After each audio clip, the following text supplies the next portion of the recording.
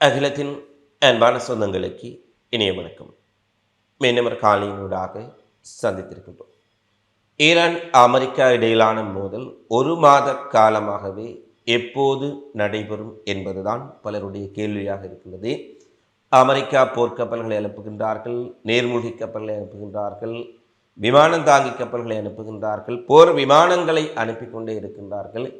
ஆனால் நூற்றுக்கணக்கான போர் விமானங்கள், போர்க்கப்பல்கள், இஸ்ரேல் நேட்டோ படைகளினுடைய விமானங்கள் அத்தனையும் ஈரானை சுற்றி வளைத்து நின்று கொண்டிருந்தாலும் கூட ஈரான் அமெரிக்காவினுடைய எந்த ஒரு அழுத்தத்திற்கும் அடிபணியப் போவதில்லை என்பதை தெளிவாக தெரிவித்து விட்டார்கள்.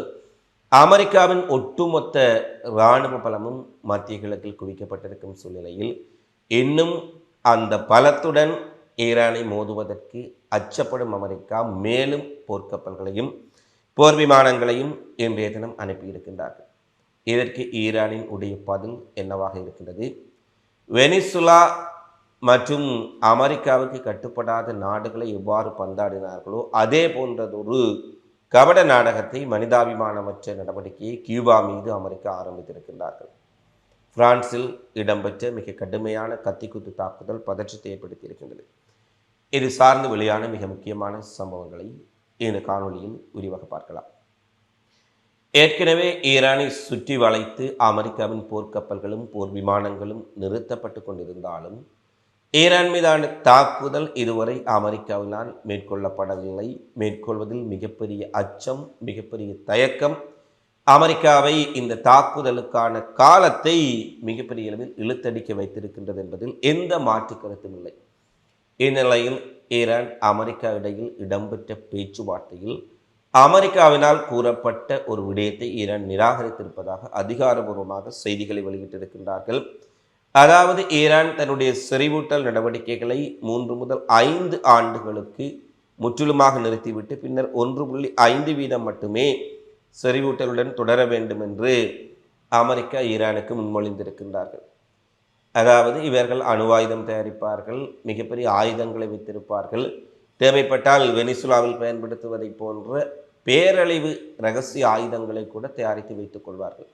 ஆனால் ஏனையவர்கள் யாரும், அதிலும் இவர்களுக்கு யாழ்ற அடிக்காதவர்கள் யாரும் எந்த ஆயுதங்களையும் வைத்திருக்கக்கூடாது. இது எந்த வகை அரசியல், எந்த வகை நியாயம் என்பது தெரியவில்லை. ஈரான் 1.5% செறிவூட்ட வேண்டும், அதிலும் 3 ஆண்டுகளுக்கு, 3 முதல் 5 ஆண்டுகளுக்கு முற்றாக அவர்கள் அணுச்செறிவூட்டலை, யுரேனியம் செறிவூட்டலை நிறுத்தி கொள்ள வேண்டும் என்றொரு விடயத்தை தெரிவித்திருந்தார்கள். அதே போல ஏற்கனவே ஈரான் வைத்திருக்கக்கூடிய 60% வரை செறிவூட்டப்பட்ட 400 கிலோகிராம் யுரேனியத்தை தங்களிடம் ஒப்படைக்க வேண்டும். அதற்கு பதிலாக இவர்கள் ஈரான் மீது விதிக்கப்பட்ட பொருளாதார தடைகளை கூட நீக்க மாட்டார்கள். ஈரானை தாக்குவதை தவிர்த்து கொள்வோம். இது எவ்வளவு பெரிய ஒரு அநியாயம், எவ்வளவு பெரிய ஒரு காமெடி. இதற்கு ஈரான் ஒத்துக்கொள்வார்களான்னு நீங்களே நினைத்து பாருங்கள். ஈரான் யுரேனியத்தை செறிவூட்டக்கூடாது, செறிவூட்டப்பட்ட யுரேனியத்தை அமெரிக்காவிடம் ஒப்படைக்க வேண்டும், வேண்டுமென்றால் 3 ஆண்டுகள் கழித்து அவர்கள் ஒரு 1.5% செறிவூட்டிக் கொள்ள முடியும். ஈரான் இதை உடனடியாக நிராகரித்திருக்கின்றார்கள். ஈரானுடைய ஜனாதிபதி பெஷாஷ்கியான் என்று குறிப்பிடுகின்றார். எல்லாவற்றுக்கும் ஒரு எல்லை இருக்கின்றது. ஈரானியர்கள் போருக்கும் மரணத்துக்கும் அஞ்சுவதில்லை. ஏனையவர்களைப் போல அமெரிக்காவின் காலடியில் வீழ்ந்து கிடந்து மண்டியிட்டு வாழ வேண்டிய அவசியம் எமக்கு கிடையாது. ஈரானுடைய வரலாற்றை, பாரசீக வரலாற்றை படித்தவர்களுக்கு தெரியும். இப்படியான மிரட்டல்களுக்கு அடிபணிந்து நாங்கள் அச்சப்பட்டு அமெரிக்காவின் காலடியில் விழப்போவதில்லை. போருக்கு தயாராகத்தான் இருக்கின்றோம். நியாயபூர்வம் அற்ற வகையில் ஏற்றுக்கொள்ள முடியாத நிபந்தனைகளை வைப்பதன் ஊடாக எதிரி எங்களை போருக்குள் வலிந்து தள்ளுகிறான் என்ற ஒரு விடயத்தை இன்று பெஷாஷ்கியானினுடைய அலுவலகம் வெளியிட்டிருக்கின்றார்கள். அயதுல்லா அல் ஹமேனியும் ஐஆர்ஜிசியும் மிகவும் ஒரு கடுமையான கருத்துக்களை அமெரிக்காவுக்கு எதிராக வெளிப்படுத்தி வந்தாலும் கூட மிகவும் மென்போக்கான கருத்துக்களை, இந்த யுத்தத்தை தவிர்க்க வேண்டும், பேச்சுவார்த்தை ஊடாக தீர்க்க முடியும், நாங்கள் பேசுவோம், ராயதந்திர வழிகளை கைக்கொள்வோம் என்று தொடர்ச்சியாக பேசி வந்தவர் இந்த பெஷாஷ்கியான். அந்த பெஷாஷ்கியானுக்கே இன்று அமெரிக்காவினுடைய நிபந்தனைகள் பெரும் கோபத்தை ஏற்படுத்திவிட்டன. மிகப்பெரிய எச்சரிக்கை. எல்லாவற்றுக்கும் ஒரு அளவு இருக்கின்றது. அமெரிக்கா இதை புரிந்து கொள்ள வேண்டும். என்று ஒரு மிகப்பெரிய எச்சரிக்கையை பெசாஸ்கியன் அமெரிக்காவுக்கு கொடுத்திருக்கின்றார்.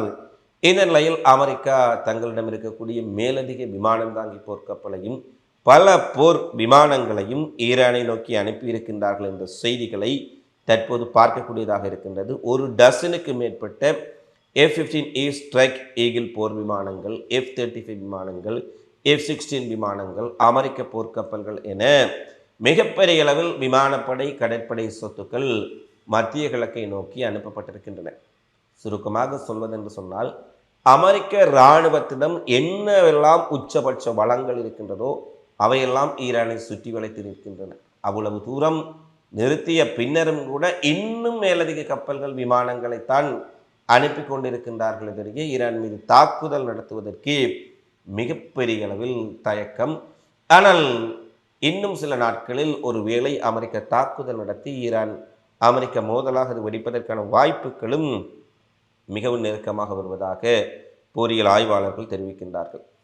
இன்று அமெரிக்காவினுடைய போர்க்கப்பல்கள் விமானங்கள் நகர்ந்துள்ள சூழ்நிலையில் ஈரானிய பாதுகாப்பு கவுன்சில் செயலாளர் அலி ஷம்கானி தெரிவிக்கின்றார், எங்களின் ஏவுகணை அமைப்புகள் எங்கள் சிவப்பு கோடுகளில் உள்ளன.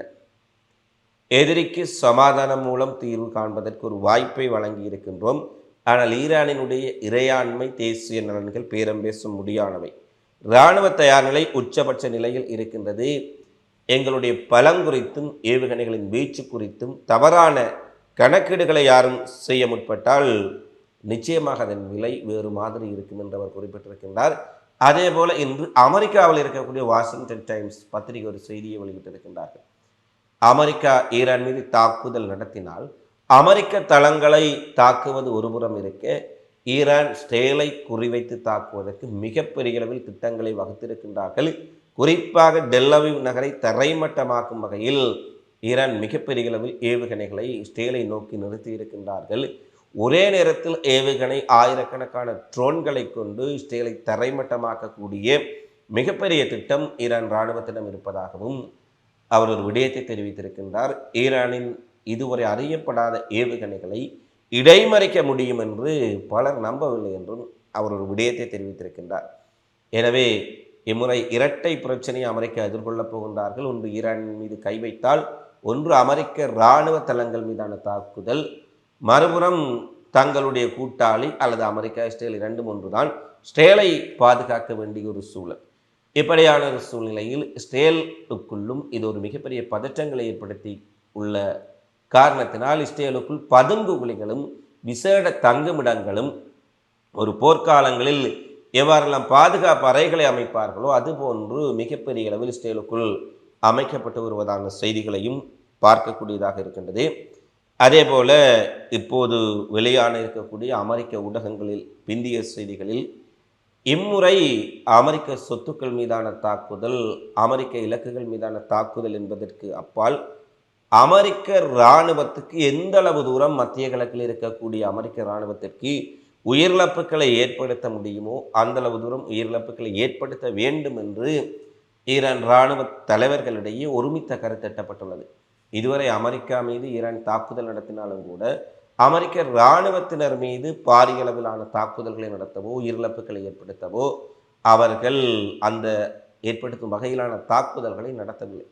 அதற்கு ஒரு காரணம், இது ஒரு மிகப்பெரிய போராக வெடித்துவிடக்கூடாது என்பதற்காக.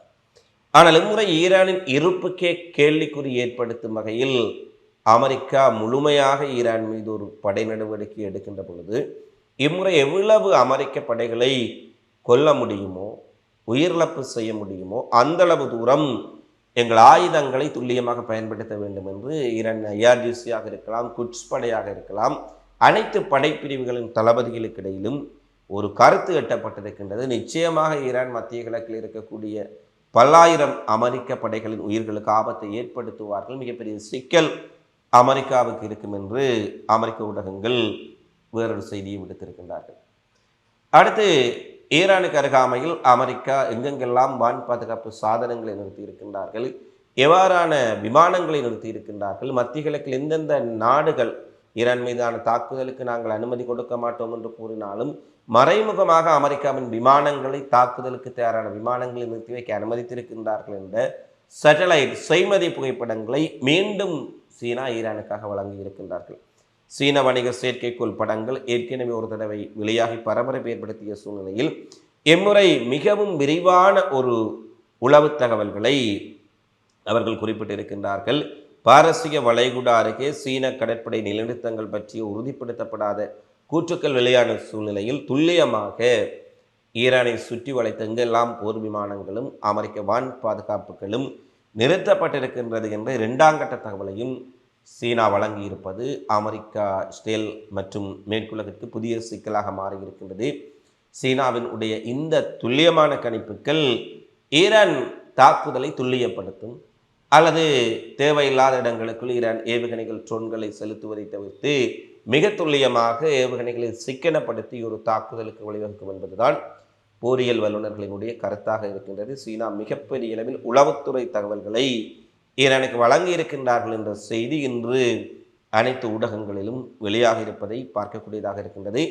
அடுத்து ஈரான் அமெரிக்கா இடையிலான மோதல் முட்டல் நெருங்கி இருக்கும் சூழ்நிலையில் ஈராக்கில் இருக்கக்கூடிய கட்டாப் ஹிஸ்புல்லா மற்றும் ஈராக்கில் இருக்கக்கூடிய ஏனைய ஈராக் ரெசிஸ்டன்ஸ் எதிர்ப்பு இயக்கங்கள் இந்த போரில் ஈரானை ஆதரிக்கப் போவதாகவும் அமெரிக்க ஏகாதிபத்தியத்துக்கும் மத்திய கிழக்கில் அமெரிக்க ஆக்கிரமிப்புக்கும் முடிவு கட்டுவதற்கு விரும்பக்கூடியவர்கள், இதுவரை போராளிகளாக இருப்பவர்கள் போக யாரெல்லாம் ஈரானுக்கு ஆதரவாக அமெரிக்க படைகளை எதிர்த்து சண்டை செய்ய தயாராக இருக்கின்றார்களோ அவர்கள் அனைவரும் இணைந்து கொள்ள முடியும் என்று ஒரு போர் பிரகடனத்தை வெளியிட்டிருக்கின்றார்கள்.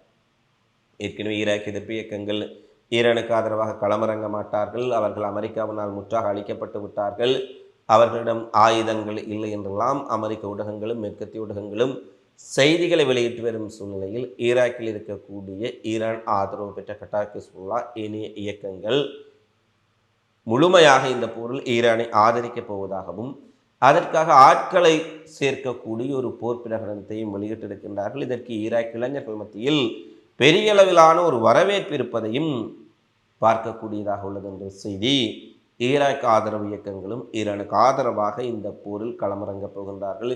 ஏற்கனவே ஈரான் சுப்ரீம் லீடர் அயதுல்லா அல் ஹமேனி சொன்னதைப் போல இது ஈரான் அமெரிக்க மோதலாக மட்டுமில்லாமல் ஒரு பிராந்திய போராக வெடிப்பதற்குரிய ஒரு பேரழிவுகளைத்தான் ஏற்படுத்தும் என்பது பலருடைய ஊகமாக இருக்கின்றது. அடுத்து அமெரிக்காவினால் கள்ளத்தனமாக பிடித்து செல்லப்பட்ட வெனிசுலா அதிபர் நிக்கோலஸ் மதுரா, கடத்தி செல்லப்பட்ட நிக்கோலஸ் மதுராவை விடுவிக்க கோரி கராக்கஸ் வெனிசுலா தலைநகரில் மிகப்பெரிய அளவிலான போராட்டங்கள் வெடித்திருக்கின்றன. சட்டவிரோதமான முறையில் எங்கள் தலைவரை பிடித்து சிறைப்படுத்தி இருக்கின்றீர்கள், அவரை விடுதலை செய்ய வேண்டும் என்ற கோரிக்கையை மிகப்பெரிய அளவில் எழுப்பி அங்கு மக்கள் மிகப்பெரிய போராட்டத்தில் ஈடுபட்டதை பார்க்கக்கூடியதாக இருக்கின்றது. எனவே வெனிசுலாவில் நிக்கோலஸ் மதுரா ஒரு சர்வதிகாரி, அவர் அடக்கி ஒடுக்கினார், அவ்வாறு இவ்வாறு என்றெல்லாம் அமெரிக்க மேற்குள்ள ஊடகங்கள் செய்திகளை வெளியிட்டு மக்களுக்கு பரப்புரை செய்த வேளையில் லட்சக்கணக்கான மக்கள் நிக்கோலஸ் மதுராவுக்கு ஆதரவாக அவர்கள் விடுதலை செய்ய கூறி போராட்டத்தில் ஈடுபட்டுள்ளமை குறிப்பிடத்தக்கது. அடுத்து வெனிசுலாவை தங்களுக்கு அடிபணியவில்லை என்று எவ்வாறு அமெரிக்கா அதிபரை கடத்தி அந்த நாட்டை சீரழிக்க முற்படுகின்றார்களோ அதே போன்ற நடவடிக்கையை தற்போது கியூபாவுக்குள்ளும் ஏற்படுத்தி இருக்கின்றார்கள். வெனிசுலாவிலிருந்தே அதிகளவான எண்ணெய் கியூபாவுக்கு சென்று கொண்டிருந்தது. ஆனால் அமெரிக்கா வெனிசுலாவை ஆட்சி மாற்றத்தை ஏற்படுத்திய பின்னர் வெனிசுலா எண்ணெய் கியூபாவுக்கு செல்வதை முற்றாக நிறுத்திவிட்டார்கள். எனவே கியூபாவுக்கு மிகப்பெரிய கச்சா எண்ணெய் தட்டுப்பாடு, எரிசக்தி பற்றாக்குறை ஏற்பட்டு அங்கிருக்கும் விமான நிலையங்கள் செயலிழந்து விட்டன, எரிசக்தி நிலையங்கள் செயலிழந்து விட்டன, அங்கு இருக்கக்கூடிய சுற்றுலாத்துறை முற்றாக நிறுத்தப்பட்டு விட்டது. புகையிரத நிலையங்கள், பேருந்து நிலையங்கள், ஏறக்குறைய கியூபா ஒரு மிகப்பெரிய ஒரு முடக்க நிலைக்கு சென்று விட்டது. ஏனெனில் ஒரு நாட்டினுடைய பொருளாதாரத்தை முடக்கி, போக்குவரத்தை முடக்கி, சுற்றுலாத்துறையை முடக்கி, அந்த மக்களை பசி, பட்டினி, வருமானம் இல்லாத ஒரு தன்மையை ஏற்படுத்தி பின்னர் அளிப்பது தான் அமெரிக்க மேற்குலகினுடைய டிசைனாக இருக்கின்றது. பல நாடுகளில் பார்த்திருக்கின்றோம். அவர்கள் ஆயுத போராட்டம் செய்யவில்லை, அமெரிக்காவை எதிர்த்து சண்டை போடவில்லை. ஆனால் அமெரிக்காவுக்கு அடிபணியாமல் இருக்கின்ற ஒரே காரணத்தினால் இன்று கியூபாவின் பொருளாதாரத்தை தரைமட்டமாக்கக்கூடிய ஒரு நடவடிக்கைகளை அமெரிக்கா ஆரம்பித்திருக்கின்றார்கள். முதல் கட்டமாக எண்ணெய் விநியோகம் அங்கு நிறுத்தப்பட்டிருக்கின்றது. அடுத்து தங்களுடைய டாலர் தட்டுப்பாட்டை ஏற்படுத்தி அங்கு உணவு, மருந்து போன்ற அடிப்படை பொருட்களை கூட கொள்வனவு செய்ய முடியாத ஒரு நிலையை ஏற்படுத்துவார்கள். எனவே ஒரு நாட்டினுடைய அதிகார பசிக்காக, ஆக்கிரமிப்புக்காக அங்கே கியூபாவில் இருக்கக்கூடிய பச்சை குழந்தைகள் உணவில்லாமல், மருந்தில்லாமல், சுகாதார பொருட்களை பெற்றுக்கொள்ள முடியாமல், பால்மாவை வாங்க முடியாமல் பசியோடு இருக்கக்கூடிய காட்சிகள் வெளியாக இருக்கின்றன. எனவே இந்த உலக நாடுகள் எல்லாம் பார்த்து கொண்டிருக்கின்ற பொழுது அமெரிக்கா கியூபாவை முடக்கி அந்த மக்களை மேலும் சிக்கலுக்குள் தள்ளி மிகப்பெரிய பொருளாதார நெருக்கடி ஏற்படுத்துவதற்குரிய நகர்வுகளை மேற்கொண்டிருக்கின்றார்கள். கியூபாவினுடைய எண்ணெய் பற்றாக்குறையை தீர்ப்பதற்கு பெட்ரோலிய பொருட்களை அனுப்புவதற்கு ரஷ்யா தயாராக இருப்பதாக குறிப்பிட்டிருக்கின்றார்கள். இருந்த போதிலும் வெனிசுலாவைக்கு அடுத்து கியூபாவின் உடைய மக்களை மிக பெரிய அளவில் துண்டாடக்கூடிய ஒரு நடவடிக்கை அமெரிக்கா ஆரம்பித்திருக்கின்றார்கள். காசாவில் எவ்வாறு பசியோடு குழந்தைகள் பட்டினி போட்டு கொல்லப்பட்டார்களோ, எவ்வாறு காசாவில் ஒரு யுத்தம் மூலம் அவர்கள் அளிக்கப்பட்டார்களோ, இன்று பொருளாதார தடை, பொருளாதார நெருக்கடி, அவர்களுக்கு சொல்லக்கூடிய எண்ணெய் உட்பட்ட பொருட்களை நிறுத்துவதனூடாக கியூபாவையும் ஒரு மிகப்பெரிய மனித பேரவலத்திற்குள் இட்டு செல்ல அமெரிக்கா மற்றும் அவர்களுடைய மேற்குலகம் முயற்சியை ஆரம்பித்திருக்கின்றார்கள். கியூபா நெருக்கடிக்குள் வந்திருக்கின்றது. அமெரிக்காவின் உடைய இந்த பிடியிலிருந்து கியூபாவை சீனா, ரஷ்யா போன்ற வலிமையான நாடுகள் காப்பாற்ற வருவார்களா என்பதெல்லாம் மிகப்பெரிய கேள்வி. இந்த கேள்விகளுக்கான பதில்களை தொடர்ச்சியாக தேடுவோம். இந்த காணொளி பற்றி தொடர்பிலான உங்களது மதிப்பான கருத்துக்களை தவறாமல் கமெண்ட்ஸில் பதிவிடுங்கள். மீண்டும் அடுத்த காணொளியில் சந்திப்போம். நன்றி, வணக்கம்.